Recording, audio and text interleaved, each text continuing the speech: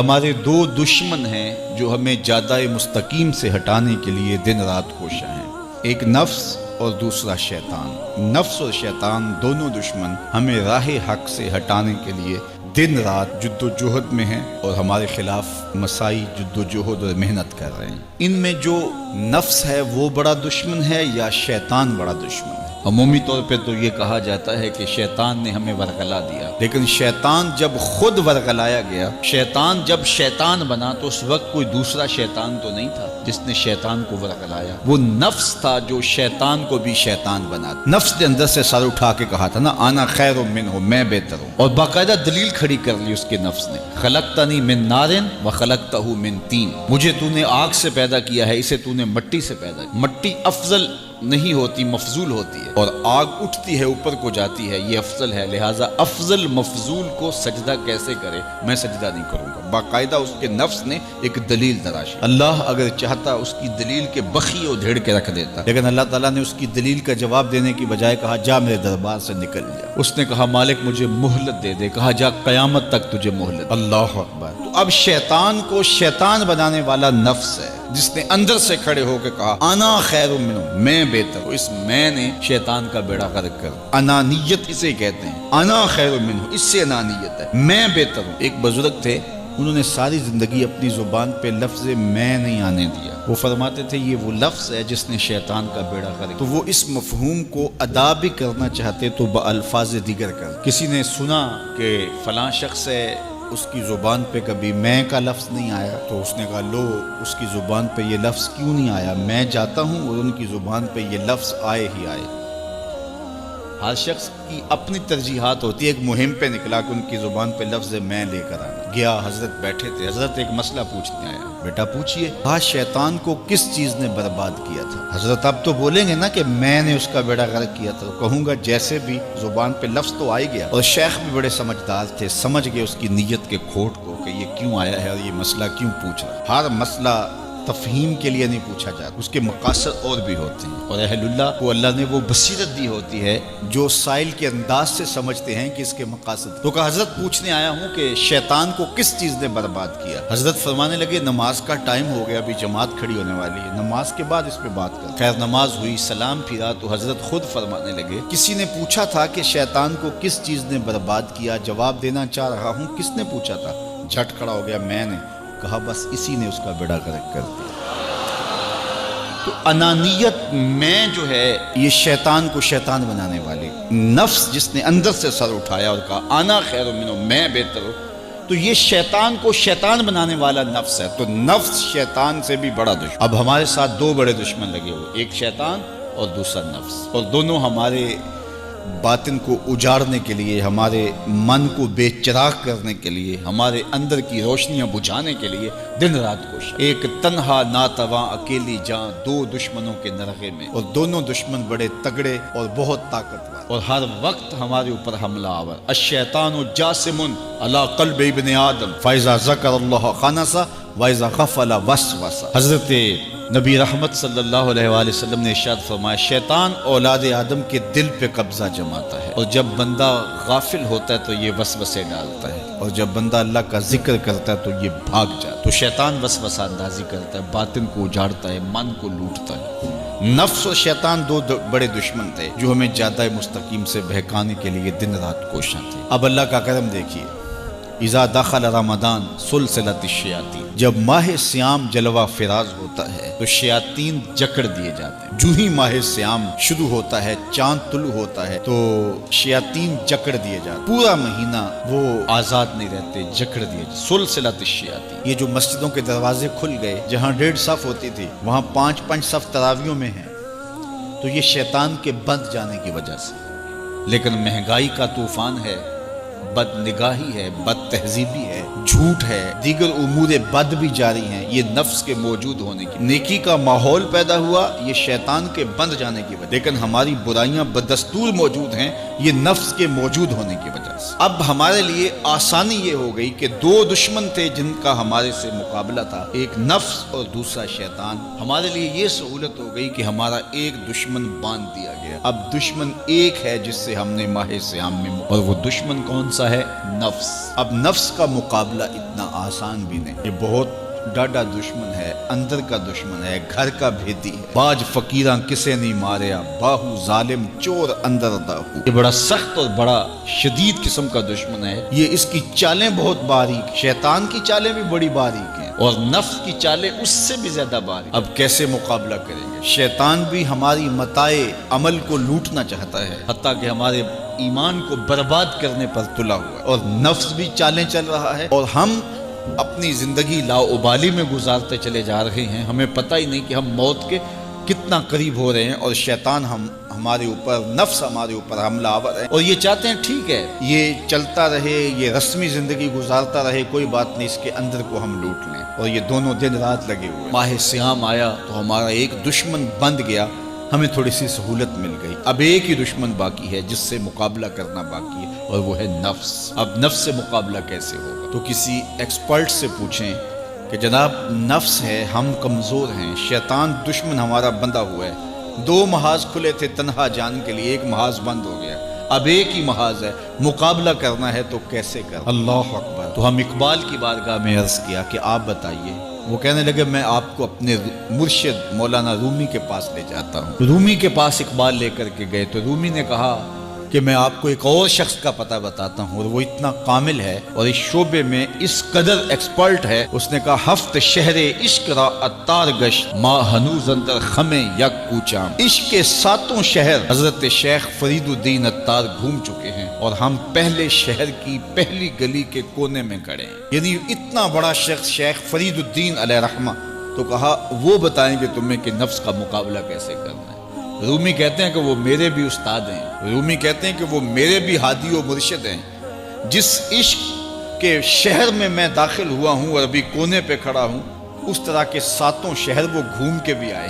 آؤ ان سے پوچھتے ہیں کہ جناب نفس قابو کیسے کریں؟ تو شیخ فرید الدین اتار نے کہا نفس نتواں کشت الا باسے چیز، بات گوئم یاد گیرش اے عزیز۔ نفس نہیں مرتا، لیکن تین اصلیں اگر آپ کے پاس ہوں تو یہ نفس ٹھہر بھی نہیں سکتا۔ غور سے سن لیجئے، روحوں میں اتار لیجئے، اور زندگی میں ہمارا مقصد ہے اس نفس کا مقابلہ کرنا۔ شیطان کا مقابلہ کرنا بھی ہمارا مقصد ہے، اور نفس کا مقابلہ کرنا بھی ہمارا مقصود زندگی ہے۔ ساری زندگی فریب میں ہم میں نہیں گزارنی، زندگی تیزی کے ساتھ گزر رہی ہے اور ہم آغوش موت میں اترنے والے ہیں۔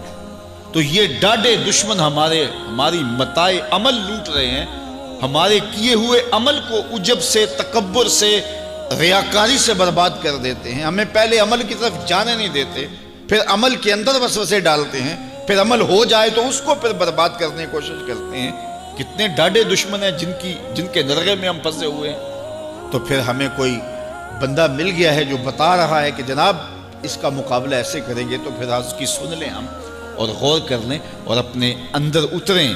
تو شیخ فرید الدین اتار ہمیں بتا رہے ہیں، تو سنیے وہ کیا کہہ رہے ہیں۔ نفس نتواں کشت الا باسے چیز، نفس نہیں مرتا، یہ بڑا ڈاڈا ہے، لیکن تین اصلیں اگر آپ کے پاس ہوں تو یہ ٹھہر بھی نہیں سکتا۔ وہ تین اصلیں کون سے ہیں؟ خنجر خاموشی و شمشیر جو، نیزائے تنہائی و ترک ہجو۔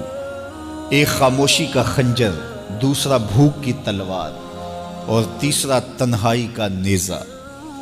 یہ تین اصلیں تمہارے پاس ہوں تو پھر نفس ٹھہر بھی نہیں سکتا۔ خاموشی کے خنجر سے نفس پہ وار کیا جا سکتا ہے۔ میرے اور آپ کے آقا و مولا نے فرمایا من صامت نجا، جس نے خاموشی اختیار کی وہ نجات پا گیا۔ ہماری زندگی کے جتنے بھی برے اعمال ہیں ان میں سے سب سے زیادہ برے اعمال ہماری زبان کرتی ہے۔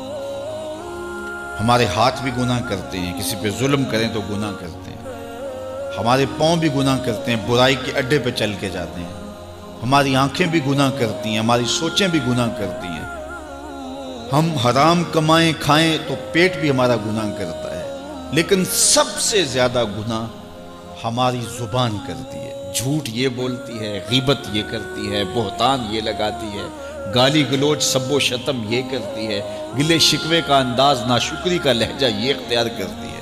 اسی لیے میرے اور آپ کے آقا و مولا نے فرمایا جو تمہارے دو جبڑوں کے درمیان ہے یعنی تمہاری زبان، اور جو دو ٹانگوں کے درمیان ہے تمہاری پارسائی کی جگہ، ان دو چیزوں کی تم مجھے ضمانت دے دو، میں محمد تمہیں جنت کی ضمانت دے دیتا ہوں۔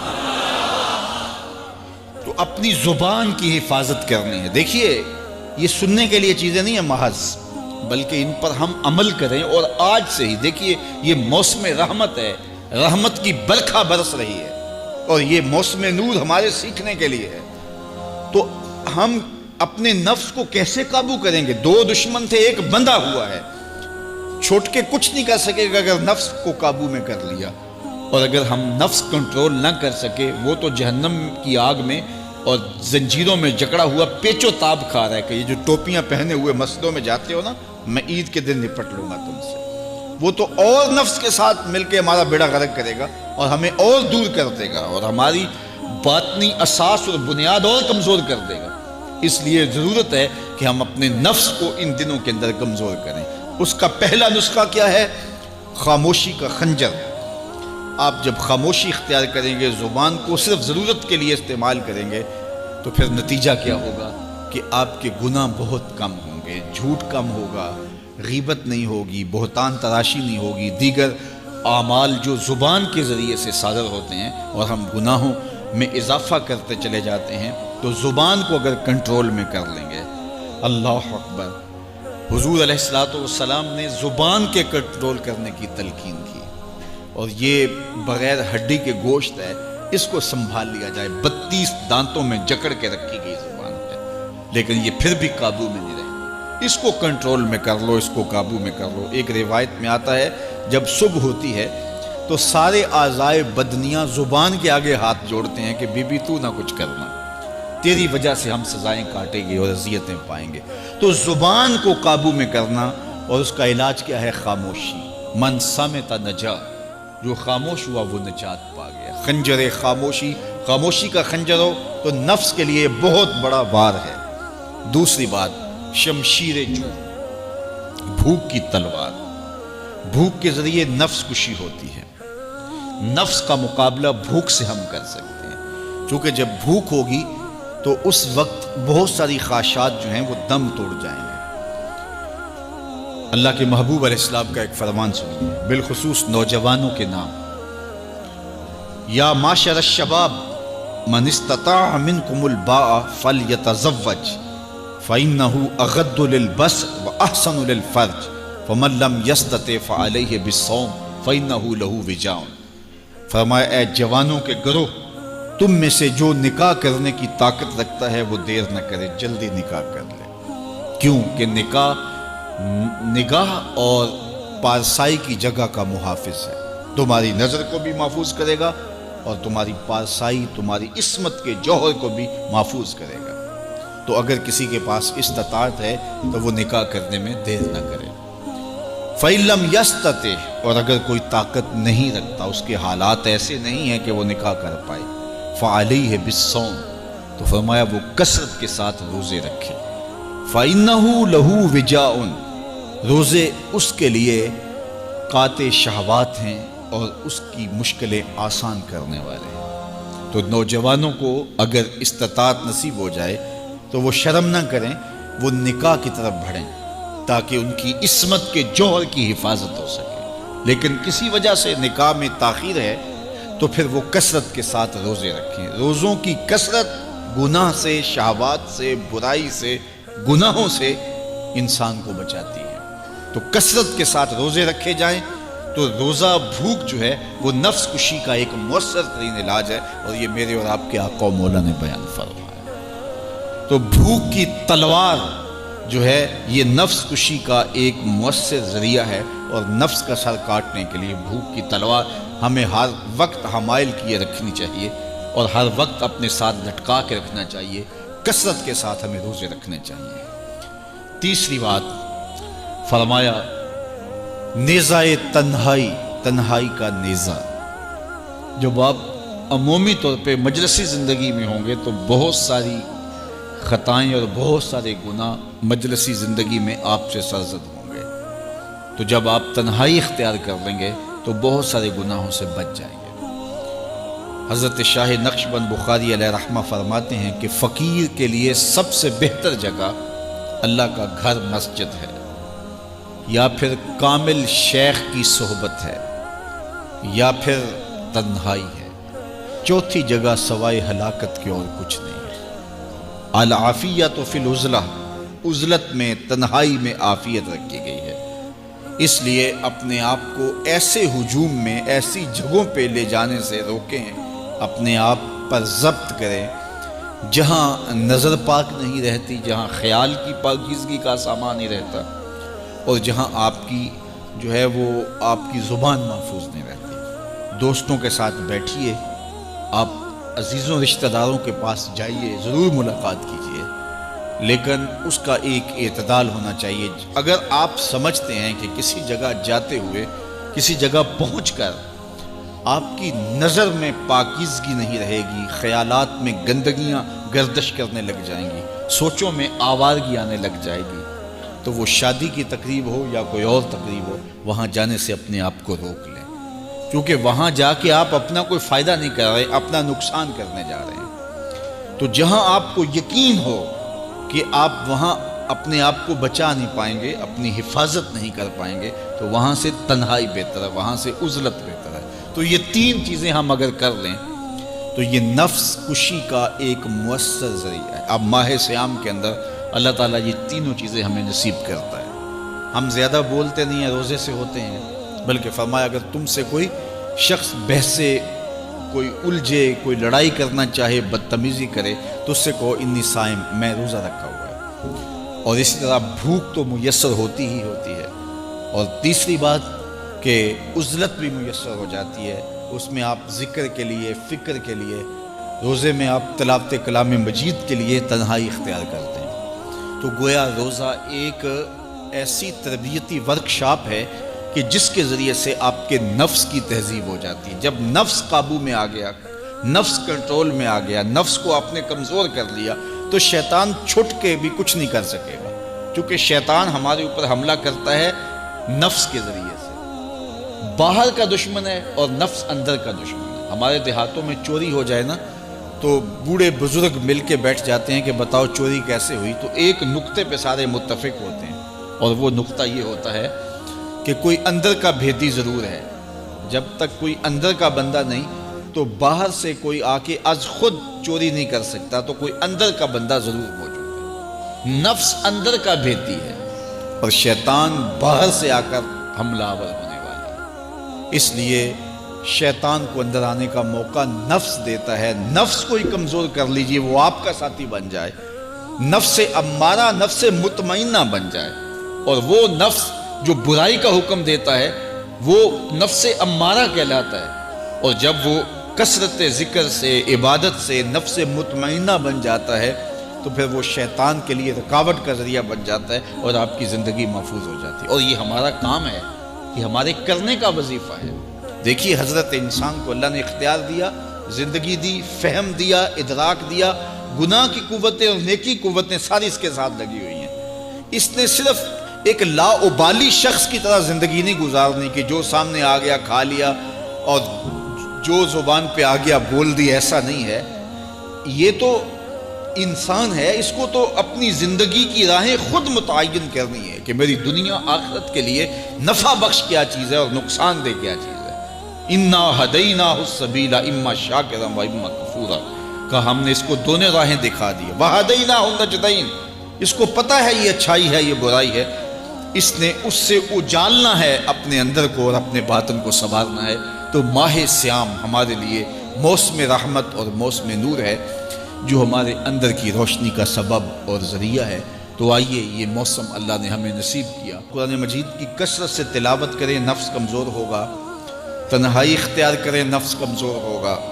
اپنی زبان پہ قابو کر لیں، نفس کمزور ہوگا. بھوک تو ہم روزے کی وجہ سے کاٹتے ہی کاٹتے، نفس کمزور ہوگا. اب شیطان چھٹ کر بھی عید کے دن ہمارا کچھ بگاڑ نہیں سکے گا اگر ہم نے اپنے نفس پہ قابو پا لیا، اور اگر نفس پہ قابو نہ پا سکے تو شیطان تو پھر پیچ و تاب کھا رہا ہے، اور وہ ہمارے اوپر پھر اور زور و شور کے ساتھ حملہ ہوگا اور ہماری متاع عمل کو لوٹ لے گا۔ تو پھر کیا فائدہ ہوا کہ سارے مہینے کی محنت کی، عید کے دن، عید سے 4-5 دن بعد ہم نے لٹا دی، تو فائدہ کیا ہوا؟ اللہ نے اس عورت کی مثال بیان کی ہے قرآن میں جس کا توازن ذہنی ٹھیک نہیں تھا، اور وہ سارا دن سود کاٹتی رہتی تھی اور شام کو اپنے ہاتھوں سے توڑ دیتی تھی۔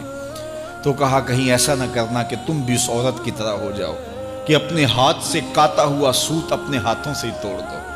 پورا مہینہ بھوک کاٹی، پیاس کاٹی، تکلیفیں گوارا کی، اور شام کو جو ہے وہ اپنے ہاتھ سے وہ سوت کاٹنے والی خاتون سوت توڑ دیتی ہے۔ تو کہیں ہم بھی ایسے نہ ہو جائیں کہ مہینے کی محنت ہر سال عید یا عید کے چند دن بعد برباد کر لیں، پھر اگلے سال مہینے کی محنت کریں، پھر عید کو برباد کر دیں، تو کیا فائدہ ہوا؟ تو ہم نے جو نعمت سمیٹی ہے، جو چیز دی ہے، جو چیز حاصل کی ہے، اس کو جذب کر لیں روح کے اندر، اس کو اپنے من کے اندر اتار لیں۔ اہل ایمان کو ایک دعا تلقین کی گئی ہے، وہ کیا دعا کرتے ہیں؟ ربنا لا تزغ قلوبنا بعد اذ ہدیتنا، اے اللہ ہدایت کے بعد ہمارے دل کو پھر دوبارہ ٹیڑھا نہ کر دینا۔ اگر ہدایت دی ہے تو وہ نصیب ہی رہے، وہ من میں جذب ہو جائے، وہ روح میں اتر جائے۔ تو میں اور آپ اپنی زندگی کو اللہ اور اس کے رسول کے نام پہ لگایا ہے، تو پھر اپنی ساری زندگی کو اللہ اور اس کے رسول